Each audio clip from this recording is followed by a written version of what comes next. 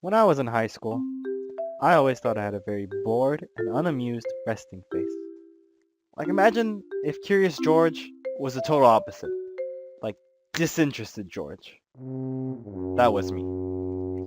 So one day, I saw myself in the mirror, and I noticed how deathly bored I looked. My resting face looked so done with life. I noticed, however, I looked so much better with my eyebrows raised up. So later on that day I go to school, and fast forward to my psychology class. My teacher absolutely loved the subject of psychology. She got so enthusiastic with her teaching, she literally bounced around the classroom while shaking her fist in a violent manner. Now she was a shorter, elderly woman who had the haircut of Lord Farquaad. So basically, I had an old female Lord Farquaad bouncing around teaching me all about my brain. I sat in the second row from the front, and while I was sitting, I started to realize the weight of my face. Every part of my face, like my eyebrows, my lips, my cheeks, they all felt heavier than before. Because of this extra weight on my face, I practically looked like a bulldog. I quickly caught on to how bored I was looking, and I decided to change how I looked in that specific moment. I wanted to show everyone around me that I was a nice, approachable, strapping young lad, and that I was very interested in the topic. I didn't want to be another bored to death student in class, and I wanted emotions to actually show up on my face. Now back to the eyebrows.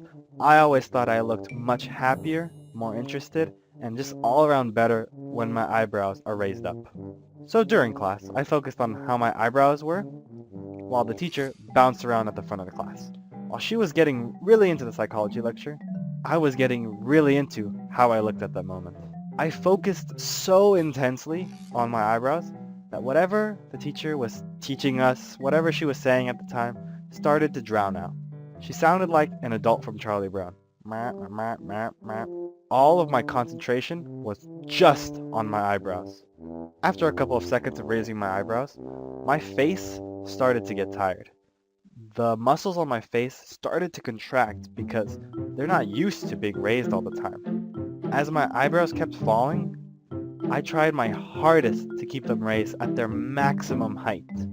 However, I couldn't hold out for too long. And in about 5 minutes, I became Disinterested George once again. Pretty sure no one saw me sitting through my struggle. But if they had seen me, they would think I'm a lunatic, because I'm just sitting there surprised with my eyebrows all raised up.